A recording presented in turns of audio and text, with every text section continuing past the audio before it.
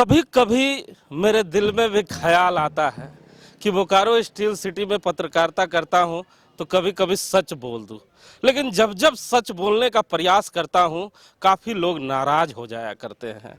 अब नाराज क्यों होते हैं ये मुझे मालूम नहीं, लेकिन जब भी सच बोलने का प्रयास करता हूं लोग नाराज हो जाते हैं। आप सोच रहे होंगे कि आखिर किस जगह खड़ा हूं और क्यों इस तरह लोग बैठे हुए हैं। तो मैं बताऊं कि ये बोकारो स्टील सिटी का बहुत ही भाग्यशाली गेट है।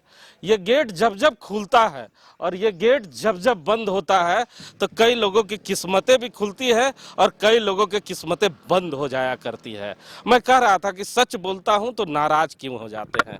इस गेट के अंदर जिन लोगों ने आज तक प्रवेश किया है वो नेता जरूर साइकिल पे आया करते थे, वो नेता जरूर मोटरसाइकिल से आया करते हैं और बोकारो स्टील सिटी में तमाम गांवों के लोगों को सपना दिखाया करते हैं। कहते हैं कि हम विस्थापित के बेटे हैं, हम विस्थापित के हक और हुकूक की लड़ाई लड़ेंगे। लेकिन जब ये गेट खुलता है और वो मोटरसाइकिल वाले नेता यहाँ से निकलते हैं तो पूरे गांव के लोग उन्हें इतना प्यार देते हैं कि उसके बाद वो 2 व्हीलर से 4 व्हीलर तक आते हैं, 4 व्हीलर से महंगी महंगी लग्जरी गाड़ियों तक आते हैं, बड़े बड़े राष्ट्रीय पार्टी में बड़े बड़े पदों से सुशोभित किए जाते हैं। लेकिन जिस दिन वो बड़े पद पे सुशोभित किए जाते हैं उनके गाड़ियों के शीशे बंद हो जाते हैं और विस्थापितों की आवाज उनके कानों तक नहीं जाती। ये मैं नहीं कह रहा, ये तस्वीरें बोलती है।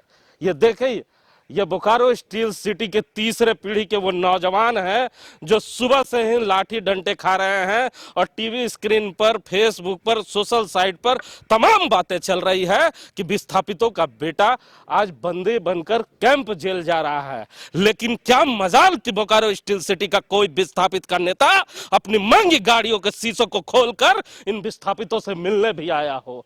ये मैं नहीं कह रहा, ये कहते हैं। जरा पूछते हैं इनसे कि कौन से बोकारो स्टील सिटी के विस्थापित के बेटे ने अभी तक इस जगह पे आने की हिमायत की है और इनसे पूछने का काम किया है कि क्या 13 दिन से आप भूख हड़ताल पे बैठे हुए हैं, आपकी मांगे क्या है। हम तो विस्थापित की लड़ाई लड़ते लड़ते हम बड़े बड़े राष्ट्रीय पार्टियों में चले गए, हम नेता बन गए, लेकिन बेटा नहीं बन पाए। ये मैं नहीं कह रहा, ये लोग कह रहे हैं। तमाम लोग मुझसे कह रहे हैं कि हिमांशु भैया, बोकारो स्टील सिटी के विस्थापित के जिन नेताओं को हम लोगों ने बड़ा नेता बनाने का प्रयास किया, क्या उन्हें नहीं लगता कि आज आना चाहिए था, हमसे मिलना चाहिए था। लगातार ये लोग मुझे फोन कर रहे थे, कह रहे थे कि हिमांशु भैया जरूर जाएं, जरा जानते हैं। सर, आप लोग कितने दिन से भूख हड़ताल पे हैं और कौन कौन से नेता इस जगह पे आपसे मिलने आए अभी तक? एंटी संघ के द्वारा हम लोग विगत 11 अप्रैल 2022 से अनिश्चितकालीन धरना पर एडीएम बिल्डिंग के समझ बैठे थे। 15वां दिन था और हम लोग आज 15वां दिन में तीनों गेट एडीएम बिल्डिंग का जाम करने की घोषणा किए थे। हम लोग 5 बजे सुबह से ही तीनों गेट को जाम कर रखे थे, लेकिन प्रबंधक अपना सीआईएसएफ को लगा करके और जिला प्रशासन के सहयोग से हमारे आंदोलन को जबरन लाठी के बल पर कुचलने का काम किया है, जिसमें काफी लोग चोटिल हैं, घायल हैं, लड़कियों को भी बख्शा नहीं गया। तो ये बातें हम लगातार अपने जो सोशल साइट है उस पर चला रहे हैं, लोग देख भी रहे हैं। हम जानना चाहते हैं कि जब आपको कैंप जेल लाया गया उसके बाद क्या विस्थापित के बड़े नेताओं ने आपसे संपर्क किया, आपके समर्थन में इस जगह पे आए? अभी विस्थापित संगठन में विस्थापित संयुक्त परिवार के कुछ लोग आए थे। कुछ लोगों की चर्चा नहीं कर रहा, बड़े नेता आए? बड़े नेताओं में कोई अभी भी यहाँ हम लोग को देखने नहीं आया। जेएमएम जो पार्टी जिला जिनका भी सरकार चल रही है, वो जो विस्थापित के बेटे भी कहलाते हैं, वो यहाँ तक ताकने नहीं आए।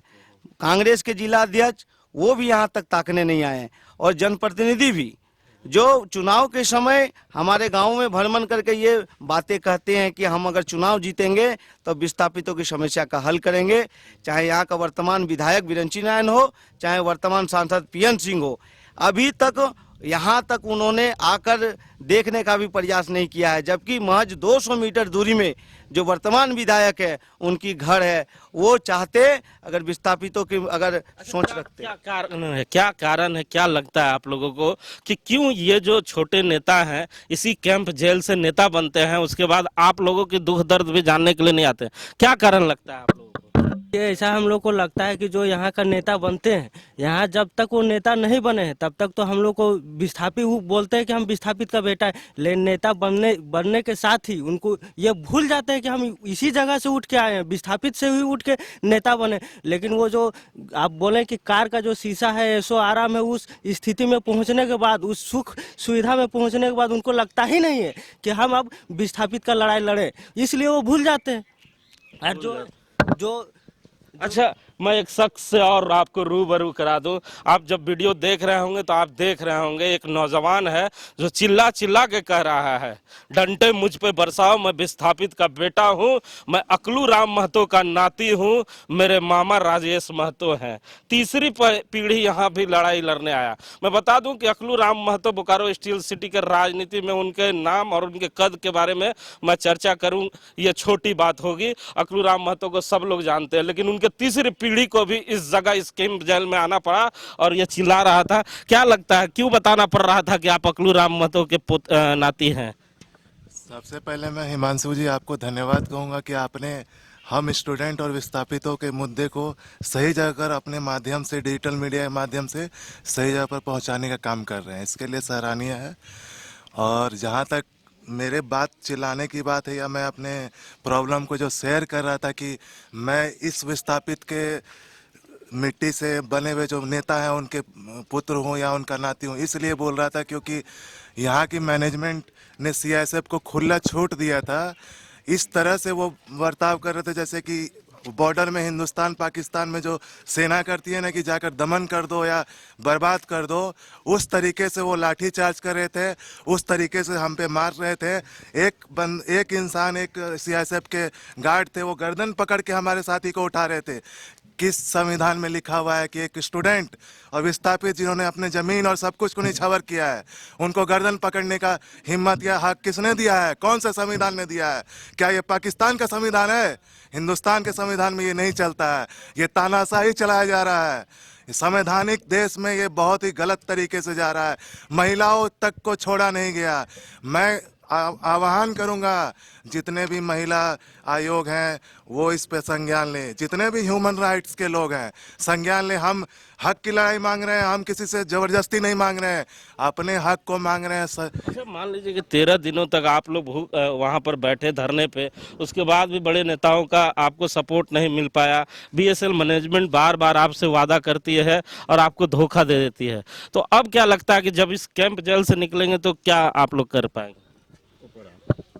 हम लोग का यही लक्ष्य है कि एक सही वार्ता हो जिसमें बीएसएल प्रबंधन के उच्च अधिकारी आए और हमारे तरफ से जो जूरी के लोग हैं उसमें शामिल हो और एक सही वार्ता हो जिसमें नियोजन का मुद्दा उठे और उम्र की जो सीमा है उसको भी सही तरीके से निर्धारित किया जाए।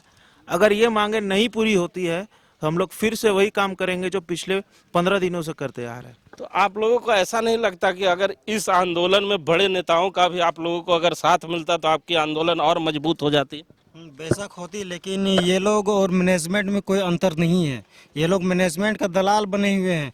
हम लोग बार बार अपना विधायक और सांसद जी के पास जाते हैं, लेकिन वहाँ से सिर्फ आश्वासन मिलती है, उसके अलावा कुछ नहीं।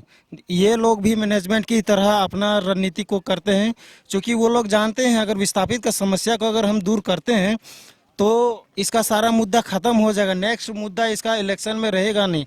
जब तक इलेक्शन है तब तक विस्थापित का हम हित के लिए बात करते हैं, उसके बाद विधायक सांसद आपकी बातें नहीं सुन रहे, लेकिन विस्थापित के कथाकथित नेता जो कहते हैं कि हम विस्थापित के बेटा हैं, वो भी तो आपकी बातें नहीं सुन रहे हैं। क्या करेंगे सर? ये तो हम लोग का तो एक तरह से देखा जाए कि हम लोग का बदनसीबी है कि जिस मिट्टी से पैदा लिया है वही हम लोग के साथ गद्दारी कर रहे हैं।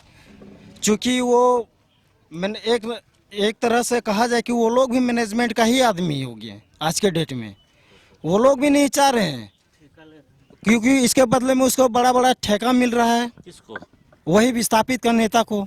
वो लोग जानते हैं अगर हम लोग को सिर्फ यूज कर रहे, जिस तरह वोट नेतागिरी में होता है कि वोट कर किसी तरह लालच दे करके हम ये करेंगे वो करेंगे और वोट ले लेंगे, उसी तरह वो लोग ऐसा ही करते हैं। विस्थापित का बेटा को यूज करते हैं और एक मुकाम में जब पहुंच जाते हैं तब वो क्या करते हैं कि वो अपना चक्कर में रहते कि कैसे हम कहाँ से वोट प्राप्त ये ठेका लें, कैसे अपना मतलब कि प्रॉपर्टी को डेवलप करें, और कुछ नहीं, वो अपने बारे में ही सोचते हैं।